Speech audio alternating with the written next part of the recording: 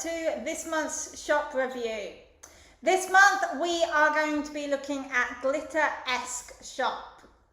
But before we get started, I just want to let you know this is going to be the last in this series of shop reviews. If you haven't missed out on this opportunity, you can still get a free photo review call with me.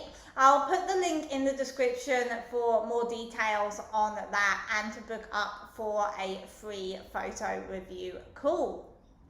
So let's get started with this shop review.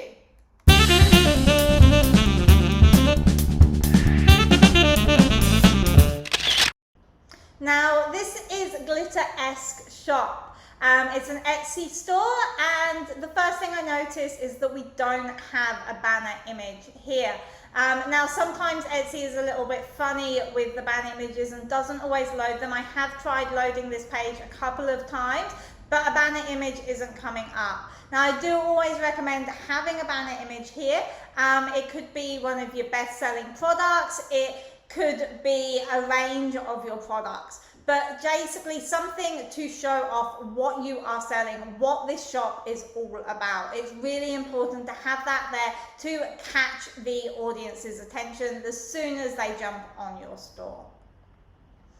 Now, if we scroll down, I can see that we've got a lot of artwork here. This is obviously an artwork shop, which is great.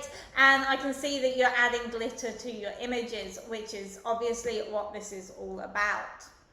And as far as these images go, some of them are looking good. It would be great if the picture was actually centered in the thumbnail here. So just when you're creating your thumbnails, make sure that you are centering them. This first image here is nicely centered, which is great, but some of the others are a little bit off center. An example, this one here, we're actually missing part of the image, so it actually makes it hard to actually see what the image is. And as these are your thumbnails, this is the first time that someone looks at your images. So again, you want to make sure that they're actually seeing your artwork clearly so that they can decide whether that is the picture that they want to buy. So I'm actually going to go into one of these now and actually have a look at the actual listing. Now this actually looks really great. I do like how you have positioned the print with what appears to be a side table underneath, and then the flowers on the right are interesting, but they're actually taking my attention a little bit away from the picture. What you can do is just work with your lighting on that just to reduce the shadows around the flowers, and maybe just have them a little bit off more to the side so you can see them but they're not so dominant in the picture. And if we go through, so we've got another one here in a slightly different type of lighting.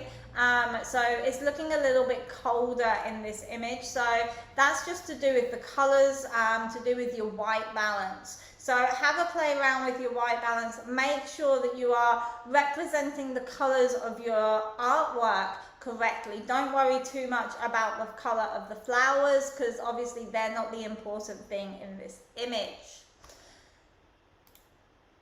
And this is a nice one just of the artwork. What I would do though is I would actually get in even closer to the artwork so that you haven't got such a big white border around the edge, and you can actually see that piece of art a little bit better. So have just a tiny little white border around the edge of the mat there, and getting really close so they can clearly see the picture that they potentially are buying, and also see all that glitter detail that you've put in there as well, because it looks quite small. It's hard to actually see the details that you've put into the product. And then this final image here, this is great that you've put in a measure there to actually show the size of the piece of artwork that they will be buying. That is a great way to do that. It might also be an idea to do a second photo like this, but with the tape measure going down the shorter edge of the artwork, so that they've got a representation of both sides, so they know how big it is on both dimensions. Okay, so that is today's review done. As I did mention at the beginning of this video, this is going to be the last of these shop reviews. But if you do want some advice on your shop, there is that option for the photo review. The link is in the description for that. And if you do want to purchase something from Glitter-esque Shop, then the link to their store is also in the description.